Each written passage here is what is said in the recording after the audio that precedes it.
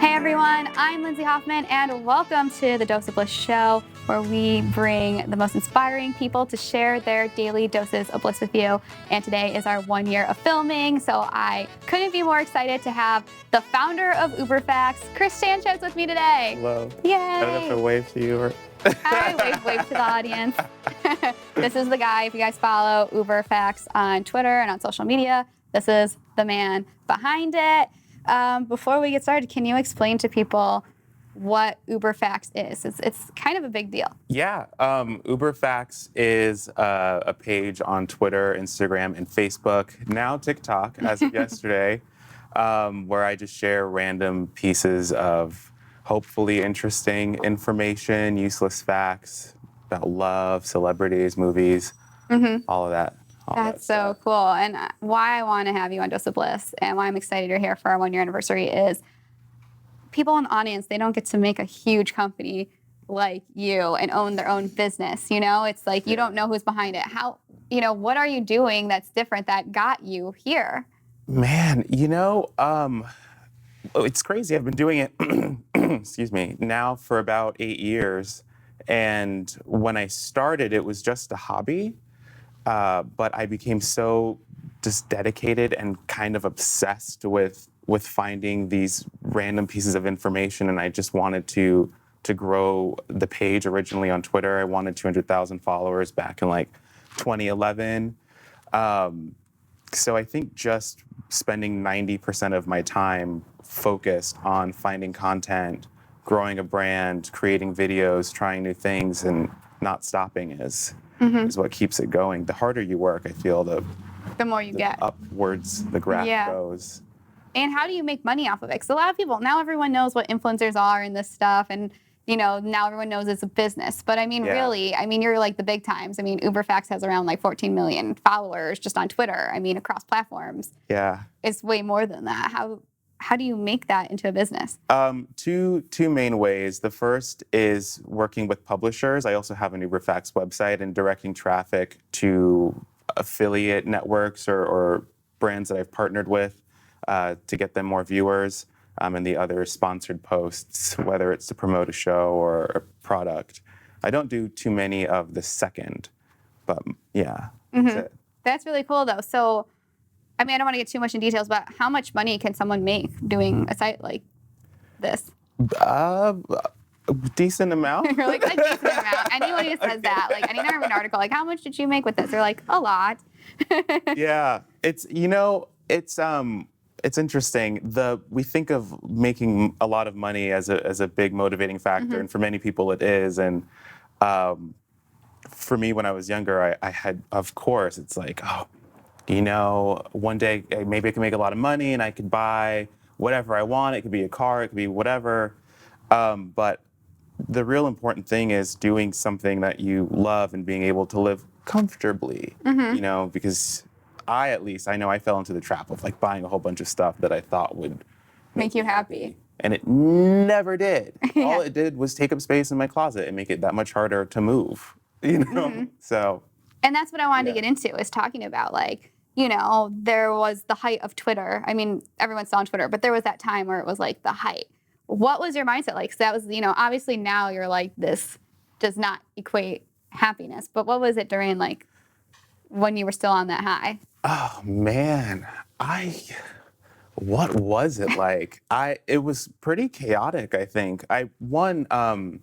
At the time when it took off, and along with a lot of other influencers, I was pretty young, relatively young, being 20 or 21 and starting to make a decent amount of money. You don't really know like what to do with it, and your outlook on life is so different. I was like very like live fast, die young, let's party, like fly by the seat of my pants. So that's pretty much what that was like up until maybe like 2 years ago when I started maturing, I think, and like thinking about a future. Definitely one of the weirder things was never thinking that something had to come after this. I was, in my early 20s, and I thought like this is it. This is like the rest of my life, because I don't know. Yeah. life is long, hopefully. It's hopefully a long like time. 80, 90, 100 plus years, 20 something is nothing in the grand scheme of things. So. You're like, this is going to last 100 years. Yeah, and that was like such a mistake,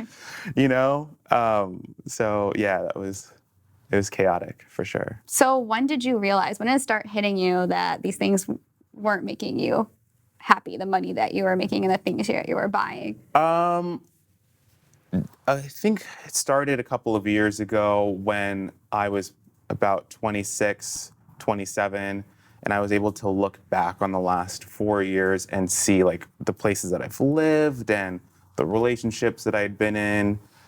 In the moment, you think you always need more or want more. And at what point do I have to look at myself and say, okay, I've actually had so much now that can never be the answer, So now what are you changing with your mindset, and what are you doing differently than what you were doing before? The biggest change that I've made is the way that I think about time. Time, we all have the same 24 hours in a day, and you can't buy any more of it. So what we do with our time, that is where happiness comes from. It's about doing something, and it should be a passion. And Uberfacts is my passion. But I was sort of thinking about it like a secondary, like, oh, I get to live this crazy life now from doing Uberfacts. And I was so focused on living a life that I thought would be amazing, as opposed to finding the love in work. So yeah, just trying to be very conscious of how I spend my time. So how would you spend your time before? Was that more just like partying, spending money? What are you doing there? Relationships, partying, shopping, and not that any of these things are inherently, they can be bad things, but it wasn't like, okay, set myself up for the future. What am I doing for fun? Uberfacts started as a passion project, but when something becomes your full-time job, unfortunately, sometimes you can't just go by passion because you have to run a business. So I didn't have a secondary passion project, which now I do. Just like hobbying, I did a lot of theater growing up. I was on a dance team actually. But yeah, it's just I want to learn how to make music. And so I like that. Absorb it. I think that's really important to share on Dose of Bliss, because people will look at something like Uberfacts and say, that's my dream, but it's like, what happens when your dream comes true? What happens when you get all that? Everyone still has, it's kind of like, oh, we have another dream, or you realize maybe you get the dream and you're happy and you're glad you got there, but then you start realizing what's deeper than this, Yeah, totally. Let's find my inner passions. What part of me have I been silencing all these years that I need to bring out? Because at one point that was a passion, finding facts, and it still is, but it becomes a job. So you're like, I need to find something that's going to let out my creativity and, let myself know that I love it. And we were talking earlier about our age, being 28 now, and how come this feeling starts to come back of a little bit of fear, worrying about the future. When you think about these goals, at least when I thought about the goal that I had set when I was 19 of reaching 200,000 followers on Twitter to share memes, which you've surpassed by millions. Yeah. At the time when I was doing it, I never thought about okay, what happens when I reach it? How do you keep growing? So that's true. People have a goal. No one thinks what happens after the goal. Yeah. You don't. You're just because that's where the movies end. Cinderella walks off with the prince. Absolutely. There's no more to it. You don't think about what's after that. No, then you end up you end up being 24 years old and moving to another country for someone you dated for 4 months. That's what I did. Yeah, that's what you did. You're I guess I'm retiring. I've got a lot of time to kill. Cinderella, going off in my castle. Yeah. And then you're there and you realize, wait, this was there's still more to do. And then you all of a sudden, what you were touching on is you're 21, you have everything there, and then all of a sudden now, because I'm 29 and you're 28, you're okay, I'm a grown up now. Yeah. Wait, and I think a whole thing about this too, which is the digital world that we weren't raised to know that, is you grow up being okay, I'm going to go to school, I'm going to get married, I'm going to get a job, I'm going to work a job with regular hours, and then all of a sudden the internet comes to play, and now you've created a job that's never was on the map. This isn't even a trajectory that you think of. And I think that's, at least for me, and tell me if this is true for you, you're like, well, what am I doing with my life? Like, this isn't what anybody taught me to do. Am I doing this like right? Am I a grown-up? 1,000% true. And I think it's a very scary thing, because with all of these other jobs that you grow up thinking you could be or you should have, those are pretty sustainable. They've been around. Doctors, lawyers, teachers have been around for such a long time. But social media influencers haven't been. And the turnover is very quick in that. I mean, in just the last 6 years alone, we've seen like the rise and fall of Vine, and half of those people, like, it's hard. It's not stable. Not that life is ever that stable, But it's like the algorithm can just change, As it often does, thanks Facebook. It's every day. But yeah, it's interesting. I think I was really into manifesting when all of this started. And I sort of lost touch with the importance of that and how that actually works, or how I believe it really works. But when I was 19, I had left school and I was working at a camp, I watched The Secret. I watched that too. That's how I manifested like being in LA today. Fell in love. I was like, oh my gosh, like this is the thing. Like, I just have to focus on what it is that I want, put it out there, and hope that it comes back to me, and believe that it will.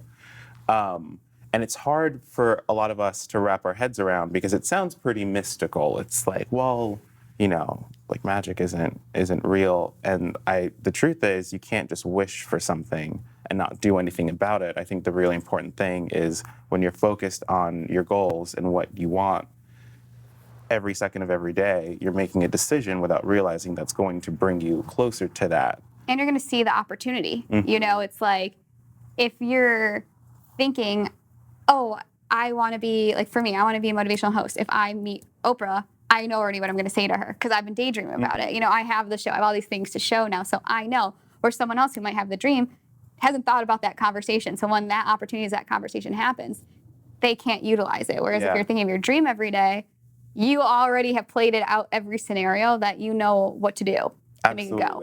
And if your dream is to be a motivational host, you might even find yourself with a spare 30 minutes at home watching videos of people who do it and seeing like what's good about their work and just absorbing it. And what did you do? You looked at other people who did different things. Did you have like a plan? I just spent every second finding facts and trying to strategize, like, how do I grow this page? I can start working with other influencers on Twitter, which is what I did in the beginning, paying $25 or $50 for a retweet. And that's not something I would have thought of if I wasn't so focused on wanting to grow the account. But because I was, that's what happened. And sure enough, it led to a great increase in followers. And so we only have a few minutes left, but I love how you said, I mean, I don't love this, but you said at the beginning, you're manifesting, it manifested. And then some point during the manifestation, you lost your practice of doing that. Yeah. So what happened? People don't talk about that. They just think people like us are manifesting 24/7 and they're just like perfect every day.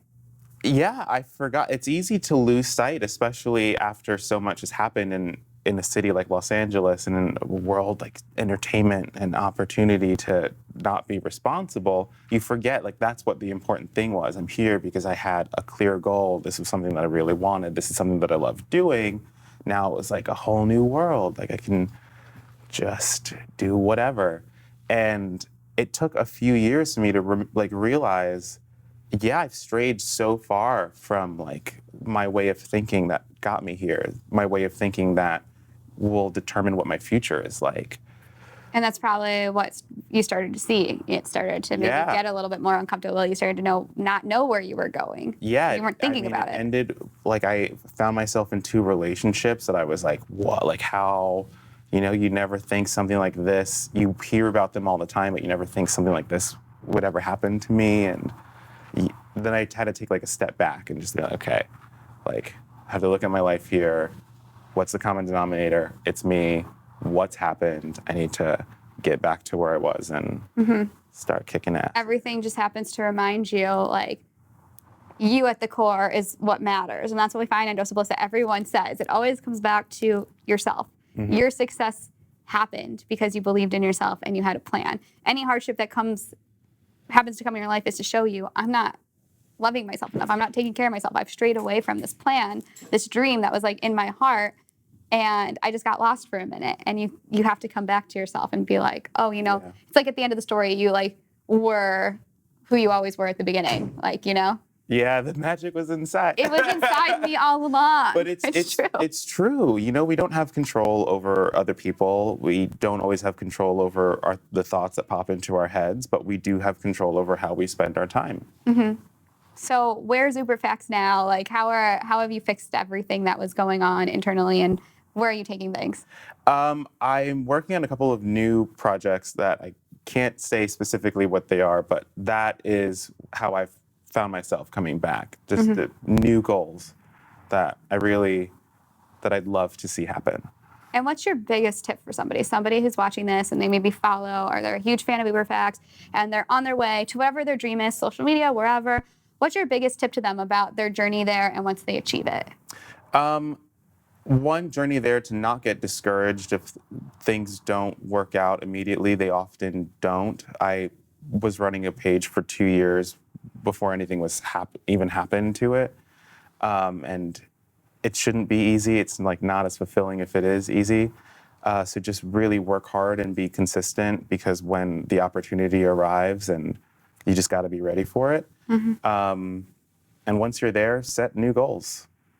Never, don't become complacent. Just always have something that you want to keep traveling towards. And also be happy for everything you have. Absolutely. And don't lose yourself. Yeah. Well, we only have a few minutes left, so thank you so much for being here. Can you let everyone know where they can find you? Yes. If they don't already know, because over 14 million people do. Uberfacts. Uberfacts on Twitter, Facebook, Instagram, and now TikTok. And Kris, Kris Sanchez. Yes, so we're going to have it on the lower third. And of course, if you're watching this on YouTube, it's linked below. Thank you so much for coming. Thank you for having me. And thank you guys so much for watching. If you're watching this on YouTube, please give this video a thumbs up and a comment below. And of course, go follow Kris and Uberfacts. And if you're watching this on EverTalk TV or YouTube, you can watch everything on demand, stuff that's not even on my YouTube channel yet. Everything is on EverTalk TV and the EverTalk TV app. I post this every Thursday on my YouTube channel at Lindsay Hoffman. You can follow me across all platforms there. And I will see you next time with your Daily Dose of Bliss. Bye.